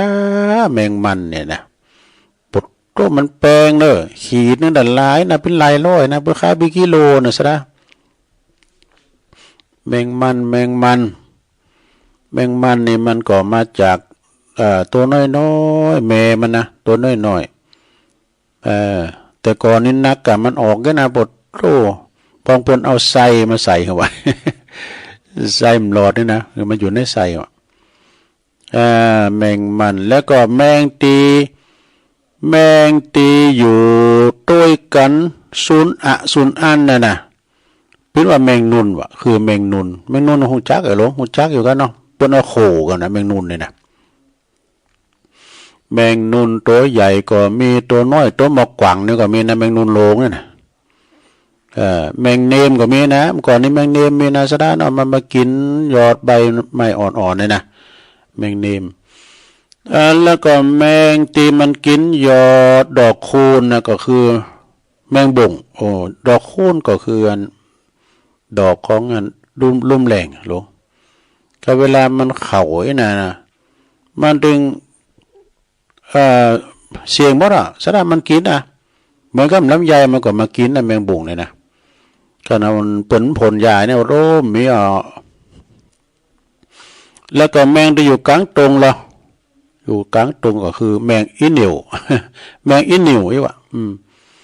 ก็นี่มันมีหลายอย่างน้องแมงอีเหนียวก็แมงอย่างต่างๆเพิ่นไปแซ่ไปสอนมานะเพิ่นโขก แมงที่มันขิวๆนะคือแมงตีมันมายามฝ่าบดนะคือแมงอีบี แมงปอนะคือแมงอีบีนะซะได้เนี่ยมะเร็งปอนี่นะแมงอีบีแล้วก็แมงตีตอมสู่ตอมสิ่งที่บดีก็คือแมงหวีแมงวันมะเร็งวันแล้วก็แมงตีมันเอากันจุนกันมาจุนกันคือแมงกวางนะฮะกวางเนี่ยปุดต้มก่อนนี่เนาะซะได้เนาะตุลุงวาที่กูเตอนั่นนะมันเป็นคำขวัญไม่ใช่ขวัญด้อยน้อยเด้อเป็นคำขวัญของอำเภอดอยหล่อกันนะที่ตุลุงจังวาก่อนเข้ารายการนะตั้งเก้ามันยังก็เนี่ยตั้งเก้ายังก็วัดพระธาตุดอยน้อยพันปีนะรถดีแคนตาลูปลำใหญ่กวางชนเรื่องชื่อลือไกลกลองใหญ่สืบสารประเพณีอันนี้เป็นคำขวัญของอำเภอดอยหล่อเด้อเจ้าวัดดอยน้อยนะปีนถึงอำเภอเลยนะเนี่ยแล้วก็แคนตาลูปนี่เพิ่นปลูกกันนะตั้งดอยตอนนี้ตั้งเหล่าเป่านะโธ่เพิ่นปลูกกันเป็นหล่ำเป็นสันปอเป็นดีเป็นรวยกันนะแคนตาลูปลำใหญ่เนี่ยกวางชนเรื่องชื่อลือไก่กวางมาก่อนนี่กวางด้วยหล่อนี่เหนียวนะแข็งนะบดโต้ไก่พม่าพวกเนาะมันเดี๋ยวนี้มันมีแล้วนี่กากวางโลกนี่นะถ้าว่ามันจะมีแล้วที่อื่นที่ไกลก็มีเปิ้นเฉพาะจะเล่งกันได้กันเนาะกวางชนเรื่องชื่อลือไกลกองใหญ่สืบสารประเพณีกองใหญ่มันก่อนในบทกองมงคลดอยหล่อก้านี่เนี่ยดอยหล่อนี่ดังนำก่อนนะโตหลายตีกะตังงานปูนดูวัดนั้นอะไรเนี่ยก็จะพูดนะแต่วัดของท่านมหาชันใจก็ ตั้งพูนก่อนเน็ตก่อนนี่เปิ้นคือกันโดจนตีกองโลงนี่นะอันนี้ก็เป็นข้อคิดมาเสริมนะเรียกว่าเป็นรายการม่วนงานสันเล้าของอาจารย์บุญเพลินยาวิชัยทำอย่างนั้นเหรอเจ้ากวางจุนเนาะเป็นแมงกวางแล้วก็แมงตีห้องดังจวงนั่นคือแมงจักรจั่นอิจ่าสนายาโยมนะแมงอิจ่าแมงอิจ่านี่ก็ห้องดังนะห้องดังแต่เอาเรื่องไก่มาทำหน่อยเนาะเอาเรื่องไก่นี่ไก่มาพิ้นสังไก่นี่เปิ้นก็บอกว่า ไก่สะปะไก่ตีคุณเล่งฮักไก่ตีคุณเล่งฮักนะก็คือไก่เจื้อไก่จุนเนี่ยไก่จุนเหล่าปะก้อยเน็ตเน็ตนะไก่จุนเหล่าปะก้อยเนี่ย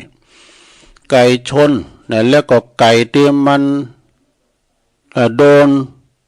ลุกลนนะก็คือไก่ก้าน ไก่จุนก้านไก่ที่มันอยู่ตามบ้านก็คือไก่แจ่ แต่ก่อนนี่พ่อจะเลี้ยงตามห้องสีนะไก่แจ่นี่นะไก่แจ่นี่เปิ้นเลี้ยงไว้ขันนะมันขันโมนนะซะได้มันตัวน้อยแต่มันขันโมนถ้าไก่แจ่จริงๆนะไก่ตัวน้อยๆนะปวดแป้งนะซะได้นะปวดหายากนะเดี๋ยวมันไก่ผสมกันไปหมดเนาะไก่แจ่นี่นะแต่ก็นี่ไก่มันหนักเนาะไก่บ้านไก่วัดนะมันถึงศูนย์กันหมดไก่ตีโดนแลนะก็คือไก่กาดน้องดอก น้องดอกละปูนหมดนะไก่น้องดอกว่ะไก่ที่เปิ้นทำอาหารอย่างไก่นี่มันแปรสภาพหลายอย่างเนาะเอามาตุ่มมีก็โอ้ไปทางนอกครับบอกแล้วก็ไก่ที่เปิ้นได้ยัดเข้ากระสอบคือไก่ติดโรคเดี๋ยวก่อนนี้โรคนกอะนะไข้หวัดนกอะคือมันโดนไก่ไปเนี่ยปวดโอ้ปินดีอินดูสมัยนั้นก่อนนะเนาะก็ไก่เปิ้นยังดิ่นอยู่นี่นะแล้วไปขุดไมโครคุ้มฟังถึงดิบว่ะโอ้ปินดีอินดูอันไก่ที่เฮาเลี้ยงมาแต่เนี่ยว่าเปิ้นเป็นโรคติดต่อนะเปิ้นยับใส่กระสอ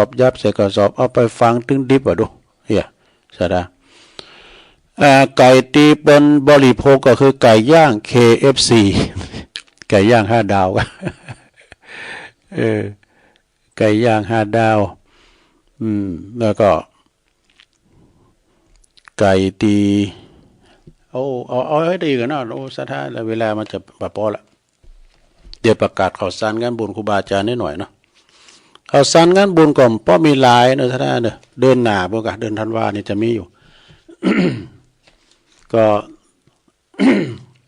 ข่าวสารงานบุญก็จะมีตะฮือก็ป้อหลายอ่ะนะก็ในวันที่23 24เนี่ยเนอะสถานเนอะวันพุธนี่ก็23แล้วเป็นวันศีลด้วยเนี่ยวันพุธนะ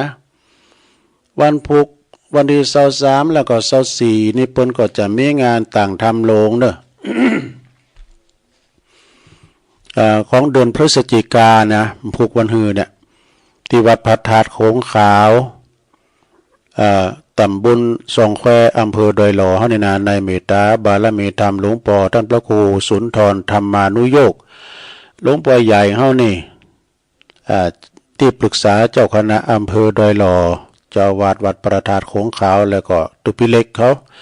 คณะศรัทธาวัดพระธาตุโขงขาวนี่ประจัดต่างทำโลงนะต่างทำโลงก็เทศมหาจัด13 กันเนาะพระเวสสันดรจาดกก็วันที่23วันพุธนี่ก็ถ้าเรามีเทศตอนแรงกาถาปันกาอานิสงส์พระเวสสันดรกายนะเนาะแล้วก็เป็นมาลัยเก่ามาลัยปลายกันเนี่ยกะนะตอนเจ้าก็ทำบุญตักบาตรตามเขาวงกฏกันนี่นะแล้ววันติดวันที่24นี่ก็จะมีเทศวันค่ำเนอะตั้งแต่ตี5เป็นต้นไปจนถึงปุ่น2 ทุ่มปุ่นเนอะ2 ทุ่ม3 ทุ่มปุ่น13 กันนี่นะฉะนั้นพระยุรแวกไก่เคียงเนอะพระเจ้าพระพิณเจ้าภาพกันเทศก็ดีนะไปสืบจัตตาปีต่างๆเนาะก็เจิญกันเนอะที่วัดพระธาตุโขงขาววัดที่พระเนนไปเห็นหนังสือน่ะนะนี่ก็ตุปิเล็กฝากประกาศมาเนาะแล้วก็ทำงานหนึ่งก็วันที่11นะธันวาก็งานประเพณีสวดอิติปิโส108 จบนะวัดที่วัดปากตั้งเจริญก็เอาหนับกรรมไปตัวเปิดจะมีเข่ากรรมด้วยนะเปิดเอา3 คืนอาจารย์พระครูอภิวัฒนวิกรมนะเปิดเอา3 คืนนะแล้ววันที่11ธันวานี่ก็จะมีพิธีสืบชะตาตอนเจ้าอีกเนาะตอนเมื่อค่ำยามคืนก็สวดอิติปิโส108 จบกันต่อไปนะที่วัดปากตั้งเจริญแล้วก็ในวันที่ศรัทธาญาติโยมวันที่1เนอะวันที่ ธันวาเนี่ยวันที่ธันวานี่ก็คือเป็นงานทำบุญปัญญาสมวานทำบุญครบรอบ50 วันในอุทิศถวายให้กับท่านพระครูธรรมรงค์วีรพิทักษ์นะอดีตเลขาเจ้าคณะอำเภอแม่ทาอดีตเจ้าวัดศรีมงคลเมืองลึกเนาะที่วัดมงคลเมืองลึกนะก็ไปรวมทำบุญกันเด้อวันที่ธันวาเป็นทำบุญ50 วันนะวันที่2นะมันก็จะมีการทำบุญอายุวัฒนมงคลของหลวงปู่ครูบาอุ่นเด้อที่วัดโฮงโงนะสันป่าตองเด้อไปรวมสืบชะตากับหลวงปู่เด้อศรัทธาที่วัดโฮงโงนะหลวงปู่เป็นก็แข็งแรงอายุ90 ปลายแล้วนะหลวงปู่นะไปกินแป้ตาลไปรวมสืบชะตารวมกับหลวงปู่เนาะก็ข่าวสารงานบุญกลมเพราะมีหลายซะได้นะงานเขาโกงเขากำก็วันเดินหน้าเมื่อก่อนก็คอยประกาศกันนะเนาะตีวัดอันตีวัดป่าจ้ากันเนาะป่าจ้าเหล่าสันปิ้งนี่นะตำบลบ้านเลินในเมตตาบารมีธรรมอาจารย์พระครูรัตนสิริวัตรตุปีนะเป็นเจ้าคณะตำบลบ้านเลินเนาะเจ้าวัดตุนแก้วอาทิวรารามพร้อมด้วยคณะศรัทธาเหล่าสันปิ้งเหล่าแวไก่เค้งเด้อเพิ่นจะเข้ากรรมโสสานกรรมที่โสสาบ้านเหล่าสันปิ้งในเริ่มวันที่14 ถึง 23เนาะ22 23จดไว้แล้วนะ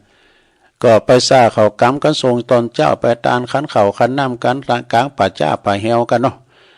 เมื่อค่ำยามคืนเขาก็ไปฟังเทศน์ฟังธรรมกันเนาะกลางเวลากันกลางวีกลางวันกับให้จะไปตานน้ำตานธรรมก็เชิญกันได้เน้อตานน้ำตานธรรมกันและตีสุสานป่าจ้าป่านเหล่าสันปิงก็หลายตีหลายตั้งอยู่ที่เพิ่นจะเขากำเนาะสถานงานมายังมาเดี๋ยวเพิ่นยังฝากประกาศมัน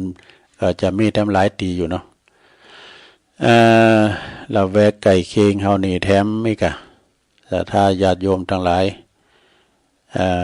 งานบุญงานกุศลก็มีหนักมีหลายในระยะวันเดินธันวาเนี่ยปลายปีนะก็ชงโฮเลี้ยวโฮต่อเนาะปลายปีส่งใต้ปีเก่าตอนรับปีใหม่นี่นะงานชั้นหนักนะงานจะหลายธันวามกราเนี่ยนะมันฤดูหน้าหนาวเนี่ยพอเขากำกันแล้วก็ปล่อยลงปล่อยลอยงานเสียศพครูบากายนะมันจะมีช่วงเนี่ยนะที่ฝุ่นมันเคยมีแล้วมันจะหนาวเนี่ยมันปึ้งยามกันเนี่ยวันพุธนี้ตุลุงก็จะมีงานจะมีงานว่าจะมีอันนี้กะจะมียกวัดมาบ้านมีกิจกรรมวันเสาร์พูกนะเป็นวันศีลตัวนะจับพอดีนะซะนะใครไม่ได้ไปวัดก็จั่วเนี่ยจั่วไว้ทีเนี่ย ตอนนี้ตุลุงกำลังเปิดมือถือก็จะมาอ่านไลน์เนาะตักกันตั้งไลน์ก่อนกำลังเปิดนี่เนาะมือถือศรัทธาญาติโยมทั้งหลายโอ้วันนี้มีสักไลน์เลยนี่มือถือนี่มันโอ้กำลังเข้า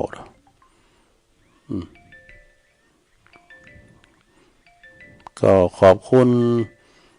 ตังโอ้อาจารย์เป็นลุงนานชัดชัยวงศาเด้อฟังอยู่เนาะชัดชัยวงศาแล้วก็มีชมรมสกาย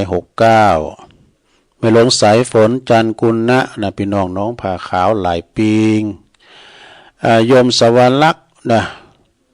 โยมสวรรค์เนี่ยเปิ้นอยู่แม่ทลบปุณไสประการบนเด้อเปียบรรจงกันทวงนำดิบเนอนะนำดิบเนอนี่ก็เด่นจ่าปงแก้เนาะบุญส่งจากลำปางไหวสานะครับเนอแล้วก็แม่แดงอัมพรจากเต็นดอกไม้จอมตองแม่ครูยากศนโดยฟังกันอยู่แม่สุทัศน์ดีโมนแสนผมทุ่งปีเนาะโยมจากอันบกก้างสันกำแพงโดยโยมยุพินหอมมาลาเป็นหน่อยฟังจากแม่โยกนะชัดเจนดีนะ104พระครูสุจินธรรมานุวัตรตุปิชาจากวัดป่าตานเด้อป่าตานก็อยู่ตำบลม่วงน้อยประพฤติเจ้าคณะตำบลม่วงน้อยด้วยแล้วก็มี ปอเล่งนรงค์เนาะปอเล่งนรงค์กิตติวงศ์อยู่ปุ่นเนออยู่อันบ้านสันตุมือเนาะนะก็ฟังอยู่เนอก็สาธุโอ้สุดยอดนะทำครับไอ้ดูวันนี้นะแล้วก็โยมจากบ้านโดยน้อยพัฒนาหนองหานสันทรายจบสดาวันนี้ไม่ลายหนักเลยสายแหลกนี่มาแล้วมาติ๊กก็ต้องได้จ้านี่เจริญปอนหลวงพ่อกรีดก้าอากาศดีอาจารย์ครับใกล้แล้วใกล้จะบิณฑบาตแล้วแรกมองเห็นใครเป็นขันก่อนอย่ารีบร้อนดีไล่ใจให้เขาดีชั่วจังปะไลมิใช่เราอย่าดูเบาผิดระบอบมิชอบทำโอ้สุดยอดเลยของเก่าของตามเข้ามาดีแล้วไว้ตาครับเสริมครับขอบคุณเลยหลวงพ่อกฤษเนาะพุทธอุทยานปางโมดเจียงดาวคนนะเจริญปอนไปตาเจ้าก็จริงส่งวุ่นกะทิเนี่ยเลยทั้งตอนเจ้าต่อวุฒิกิริยาวัตถุ10ประการตันติวัตกีเจ้าบุญกิริยามี10ประการข้อ1การบริจาคเจ้า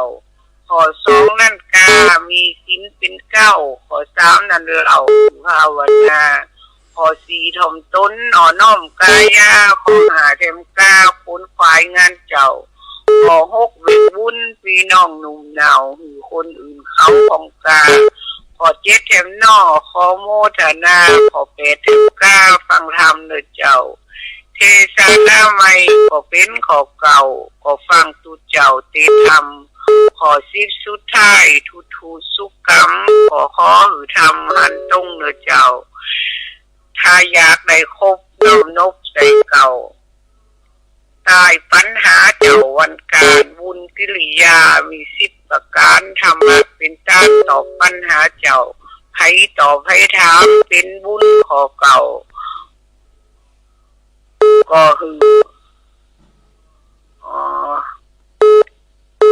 ปัญการเลยเจ้านายเฮ้ย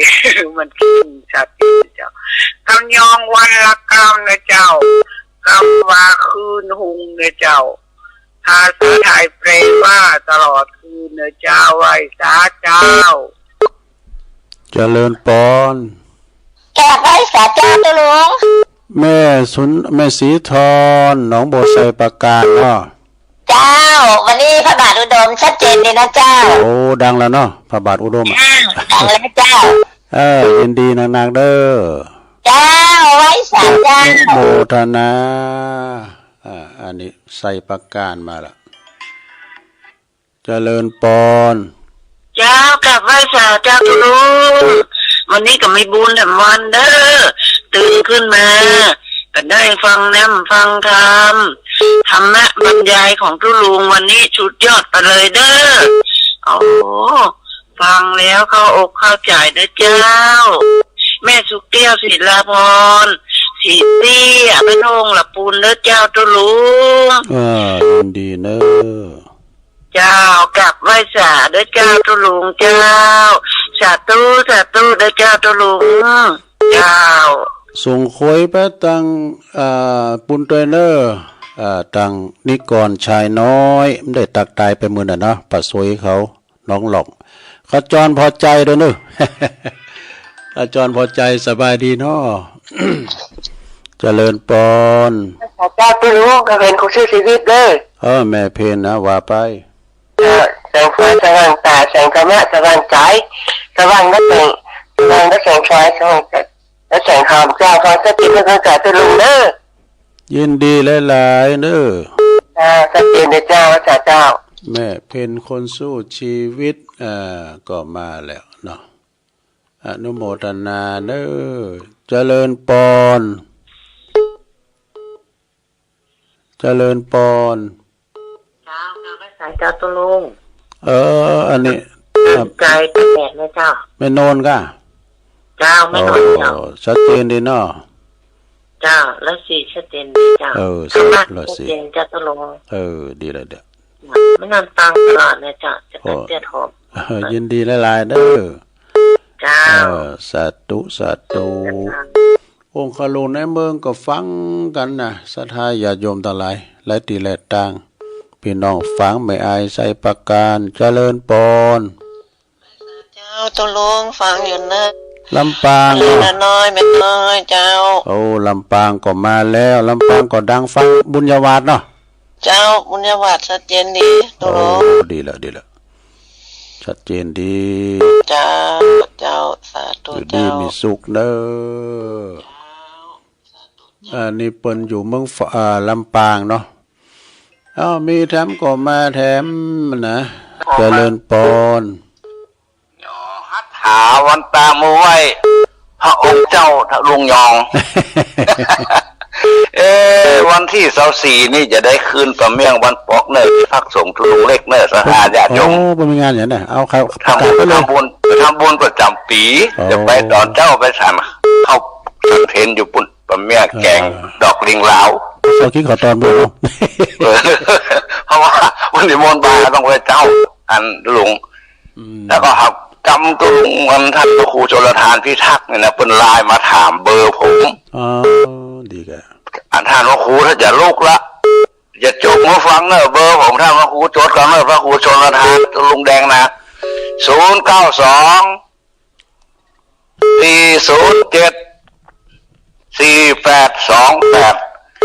ขอถวายความเคารพ รอเป็นกัน ท่านพระครูชนทานพิทักษ์ลุงแดงครูบาแดง 092-407เริ่มยังแถมบอกครับเนาะ 092-407-4828วันนี้บัดตันเลยอันท่านพระครูจะบัดได้ไปคุมสอบประเดี๋ยวนี้คุมสอบธรรมศึกษาตั้ง8 โมงบัดตันเลยน้ำมันน่ะเนาะ ปัดโทปีนี้ทุเจ้าขาดไม่เขียวคุยคนบ้านคุณคุมสอบนักธรรมศึกษาเอาเลยนะห้องผมนี่43 คนขาดกี่คนของวันเนอร์ปีนี้ใส่ไปไหวละอันก็ขอสุมาภัยตั้งท่านเจ้าคณะอำเภอด้วยเนอร์ท่านครูมงคลศิวงศ์หลวงพ่อใหญ่วัดเมืองวัดสารคามรังสรรค์หรือเลขาท่านเจ้าคณะอำเภอวัดอันรังศรีสุทาวาสหลวงไตเนอร์ท่านพระครูสารัตน์เนอร์ขอโทษขออภัยผมไทยจะไปบัดนั้นทุกเจ้าอยู่ด้วยกันก็ซึกเพศโตนละฮะนั่นถ้าเข็มนี่ซิก็อยู่นี่เนาะ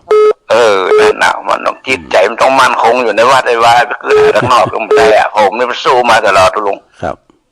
ขับไว้สารนะจงหาทางปัตตามือไหวสาธุสาธุด้วยความเคารพนับถือทุกคนทุกท่านวันพุธวันฮือวันที่24เนอขึ้นไปประเมียงบ้านปักที่ตุลุงเล็กทำบุญประจำปีเนอเจริญสุขเจริญพรไหวสาครูบาญองครับผมถ้าแต่ตึกเกิดหลวงพ่อเนี่ยเนอะหลวงพ่อมันนิดเนี่ยเนาะ สายอื่นก็คงเอาไว้วันพุธเอาไว้วันพุธมันหมดเวลาเดียวตุลุงแดงจะเข้ารายการต่อจากตุลุงเนี่ยเด้อ พระครูชลทานพิทักษ์นะตอบคำกล้ำนั่นเลยรายนามหรือว่าเลขหมายเลขทะเบียนและเบอร์โทรของหลวงพ่อมันนิด092-407-4828เนอะอันนี้นะเป็นเบอร์โทรของหลวงพ่อมานิษฐาวโรเนาะเอาละตัวลุงนำรายการจากลาศรัทธาไปก่อนเริ่มพุกเจ้าก็ฟังกันแท้มา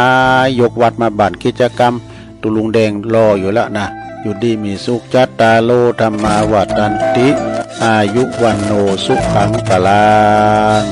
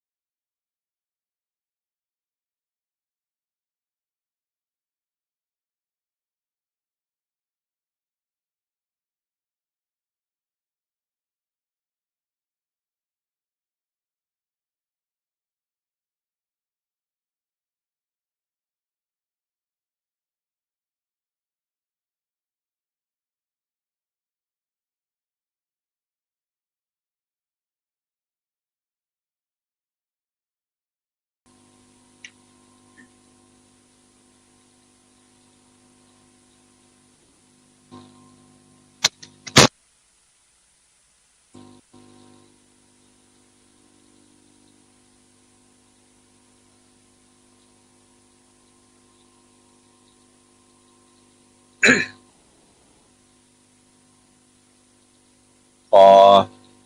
แทบใต้ไหวสาใต้ปุญญาบารมีธรรมของครูบาอาจารย์พระเถรานุเถระ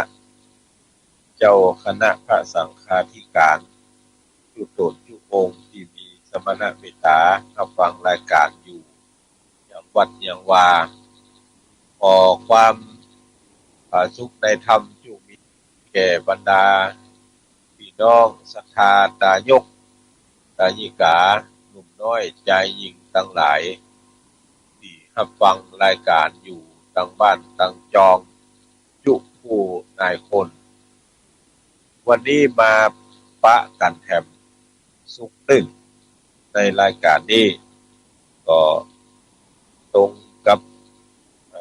วันศุกร์ที่22เดือนพฤศจิกายน2567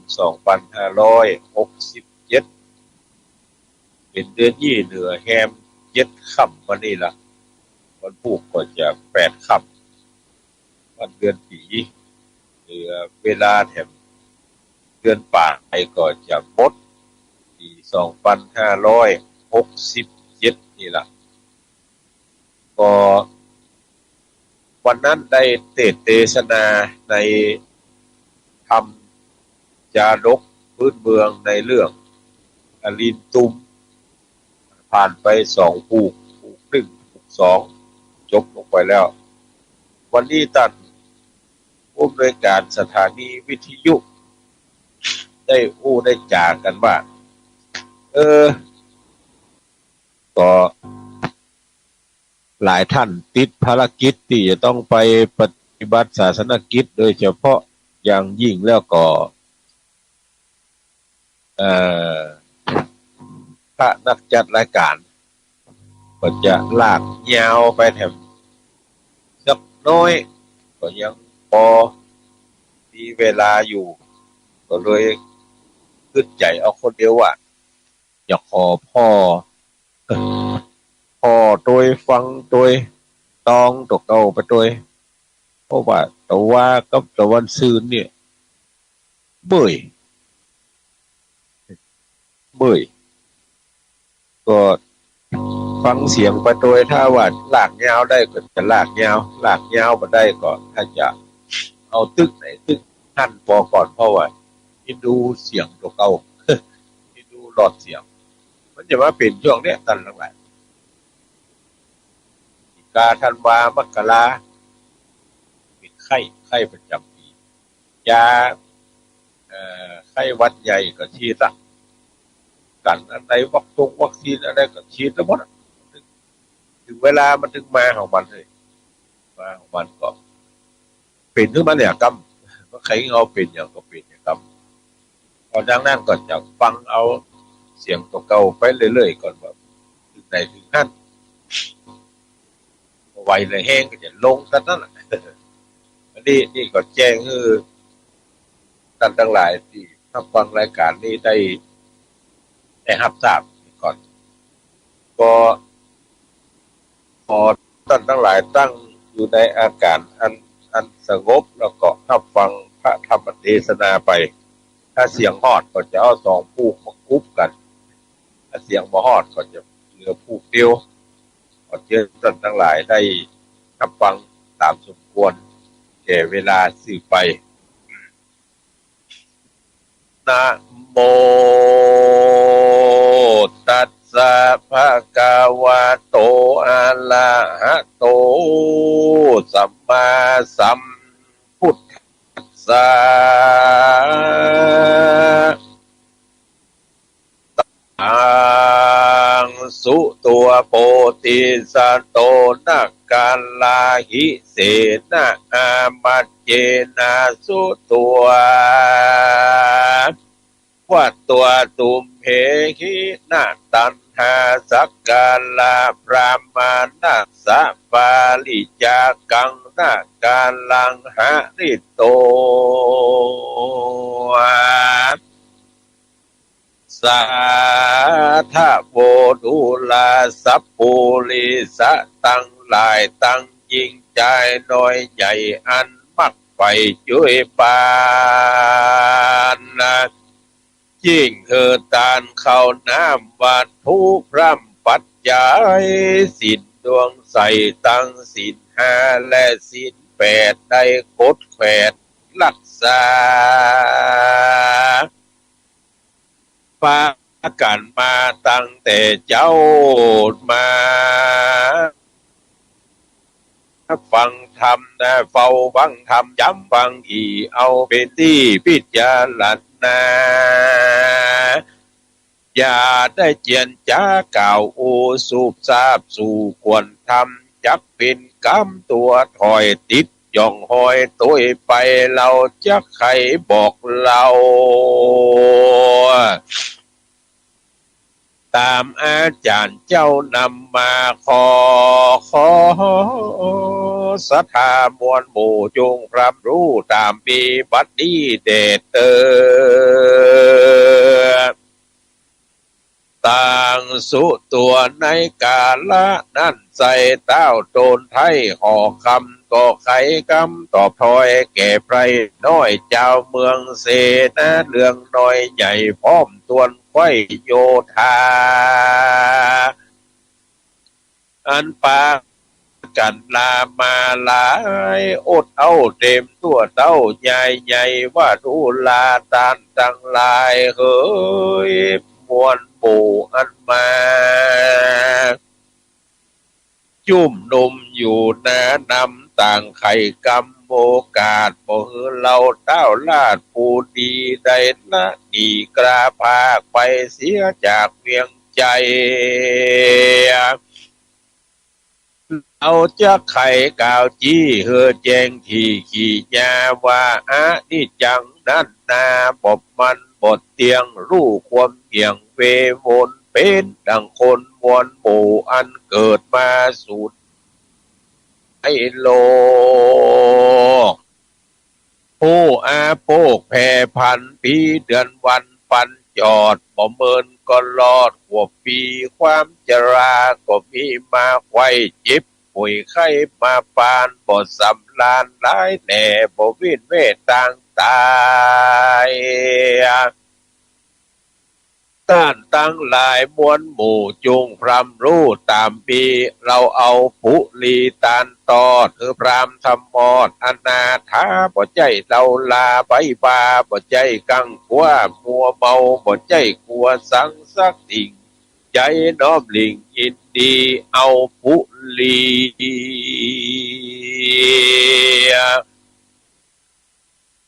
เวียงแก้วหยาดน้ำเลี้ยวตานไปดังขัดดิ่งในใจกึดไว้สมมักไฟใจไม้ได้พันผ่ายไปลอดสับปันอยู่ยอดโพธิญาณแน่นาดูกันลาตานตั้งลายเฮ้ยมวลหมู่เราจักไปสู่ดงปั้มเบ่งทำผาเสือเกิดเยอะบานอโพธิญาณเก่าเดียวมาดเกี่ยวต่างตาก็คืออาจามาอาจลากรถลาดจรไปจากเพียงใจหนุ่มเทา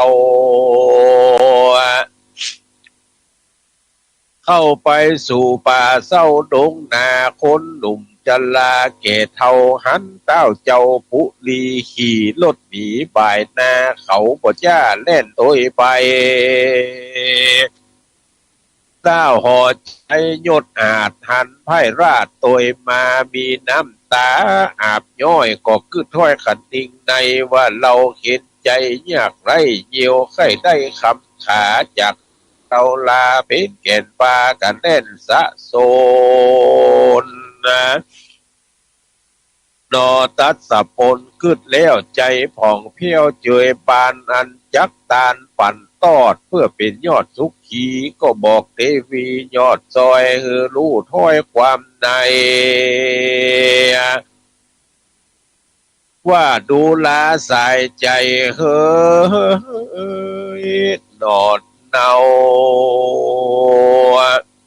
เรานี่เล่าสองลาปุณนำปามาหลอดไก่จักได้ตอดเดตาน ได้ปัญญาญาณพาเสริฐมาบังเกิดในใจ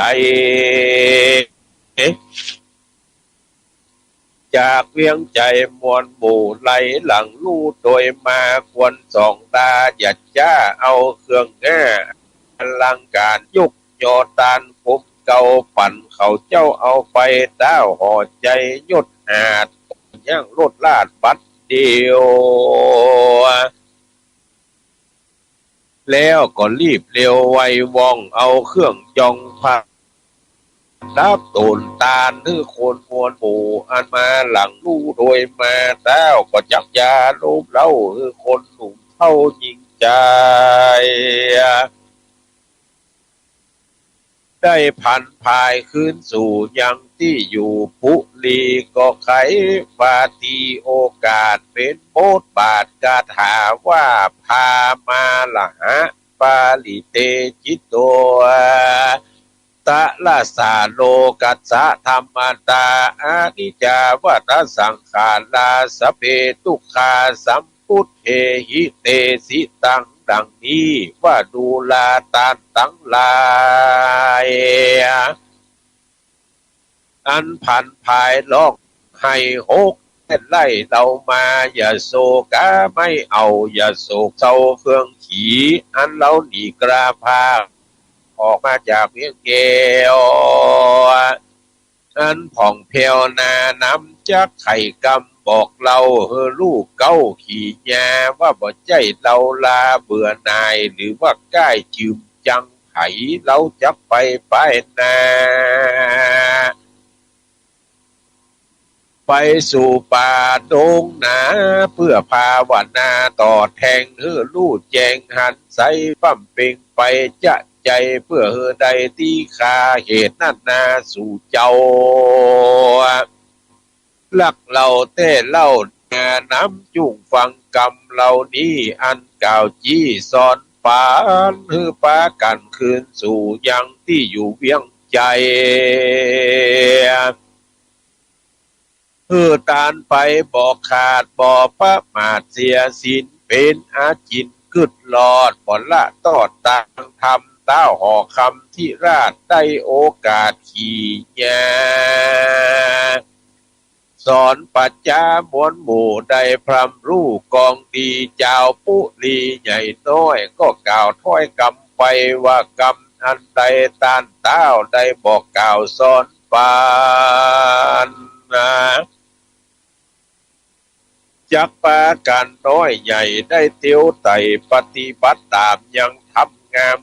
เยื่อดังไฟเอื้อใจหมายเข้าตั้งลายกาวแล้วก็ไว้เต้าเกี่ยวบุญนาจะอำลาคืนสู่ในที่อยู่ไผ่มันก็มีหันแหละนาตะตาในกาละนั่นเล่าพญาเจ้าอาลินตุมผู้มีใจหุ้มไข่ใดพญาไว้กับโตนยิ่งสร้างกุศลบอกขาดก็ขับรถลาดตราไกลเต้ามองใจไปสู่ในที่อยู่ตรงลียะทาและมีเมื่อใดดังอันตะตาในกาละยามนั้นเล่าอินตาเจ้าสักกับพามตัวบ่งามสักกากเนื้อตัวหากเล่นลายเต้าสบายทงกว่ากึดอยู่หน้าหิมต่างลีเกิดอยู่หน้าหิมต่างริมดงขวางป่าไม้ยอมือไวไข่คำบอกขอข้าเดองค์คำเจ้าฟ้าขอจุ้งอินดูตู่ข้าคนพานบ่มีหลานแน่ลูกเต่ามาอยู่เฝ้าเตรียมตนตุกเบาวนลำบากอดกันอยากอนาถาขอมหาลาจะเจ้าผู้เป็นเก้าปุลีอุณนามีแก่คาขอมาตัวองค์อาจตั้งรถลาดเย็นคานขอฮือได้ตานปันตอนเอาเป็นยอดทรัพย์ปัญญูได้เป็นคู่แก่โลกดับทุกโศกมานภัยแด่เตว่าอาน ที่นั่นเต้าอารินตุมยศอาจได้ยินโอกาสขี่ยาอันพรามบรรณาไขกล่าวใจยืดยาวยินดีเต้าก็จิ้งบอกแก่พรามบรรณาจารย์ลูกเก้าความในเต้าห่อใจกล่าวเลี้ยวก็เอามาแก้วตัวอาจดังโนดลาดยกปิดตาแก่พรามผ่านผู้เท่าพรามก็กลมเกายออันยุนีพาปารถหนีบดจ้าเข้าไปสู่ป่าเที่ยวก็หายไปก็มีฮั่นแหละนาอัฏฐะได้กาละนั่นเล่าสองเต้าเจ้าห่อใจหื้อตานไปเสียงขอดยังลดยอดเสียงคานบ่มีญาณยักษ์ขี่ย่างอยู่ที่ผาจันแล้วก็ปากันไต่เตาเตียวตีนเป่าเดียวได้เต้าพันภายจะใจเขาป่าไม้ดงลีจับรางตีก็เป็นน้ำเป็นเถื่อนทำและเป็นหินเป็นผาต่างเป็นดินแกมแน่ต่างยากแก่ดงไพรเต้าอดใจไต่เต้าดันป่าเศร้าดงดานเฮิงเปิดนานสลัมพามเท่าก็พร่ำขึ้นมาอยู่กองตาสองนาสองเจ้าฟ้าปุลี